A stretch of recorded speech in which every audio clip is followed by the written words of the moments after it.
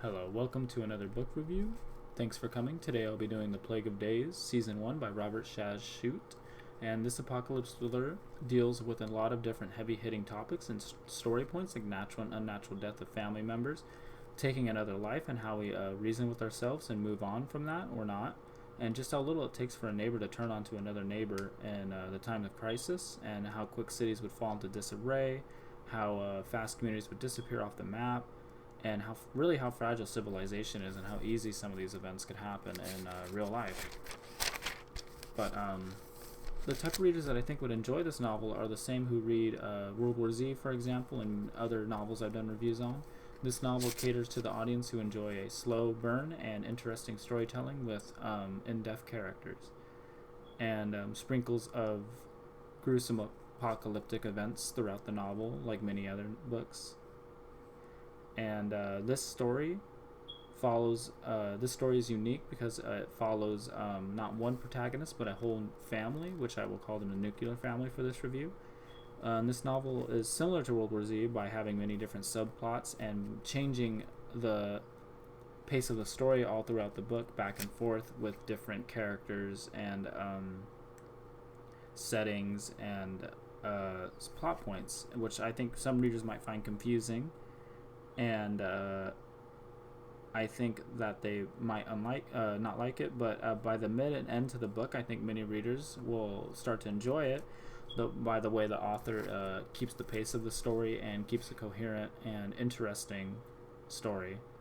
And while this novel does follow multiple protagonists in our nuclear family, we get to follow them while they progress towards gruesome events and that come with an apocalypse. And what I found really interesting is that the author lets the reader know what kind of events are coming or going to happen to the family before the family knows. So we get to see that, and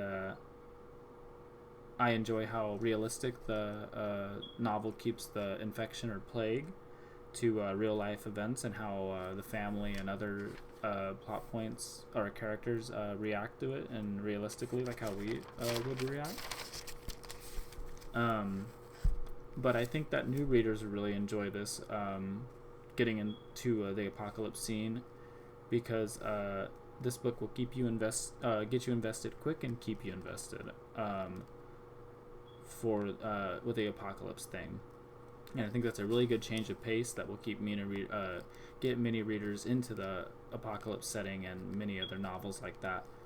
But now I haven't talked about zombies in this review yet because they're really not prevalent in this novel. Now, that's not saying they're not in it. They do make certain appearances, but the author really keeps them on the back burner. And mainly we deal with we see the plague in this novel that is similar to the real world sicknesses, and really how an actual debilitating plague would really make society collapse, and how vast our resources and like programs and other things in place to keep law and order would really disintegrate away, and how quick we would be on our own to defend against really lawlessness and become a shell of civilization. Now,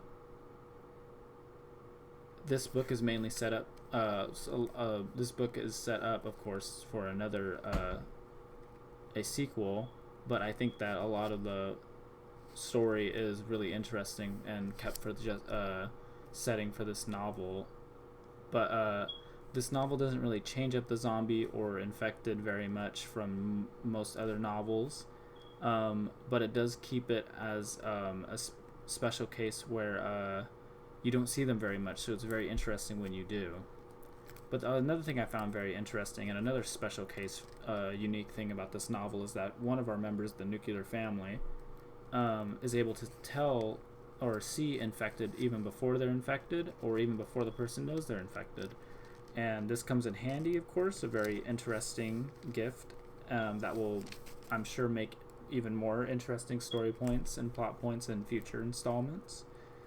And many other interesting things about that character, but I don't want to spoil, because I think it's a very unique and interesting thing that many readers will enjoy. that you won't see very often, especially in apocalypse books.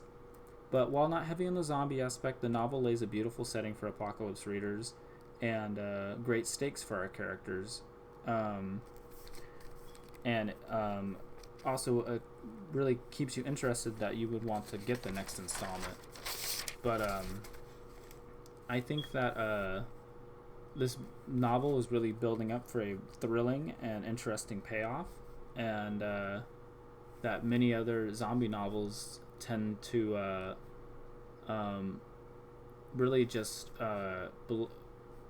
start off strong in the start and fizzle out by the mid to end, because many other zombie novels really just have the apocalypse at the start and the rest is just character and survival, which I found really interesting for this book, because we get a really slow burn for the apocalypse, which I find interesting because it's really not just a one-day event.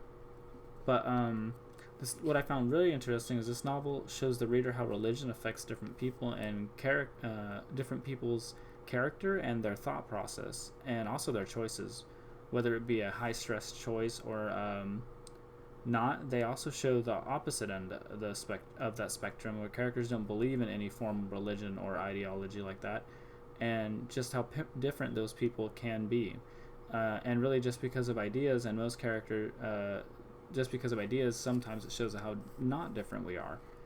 And I think that it shows that most characters have a good reason for their faith, and most have good reasons for their faith or good reason to not have faith. So I found that really interesting that most other zombie novels don't really touch on. So I thought the author did a lot of unique things that are really interesting that many seasoned readers would enjoy of the apocalypse scene, and many new readers would enjoy. But thank you again for coming, and have a great weekend.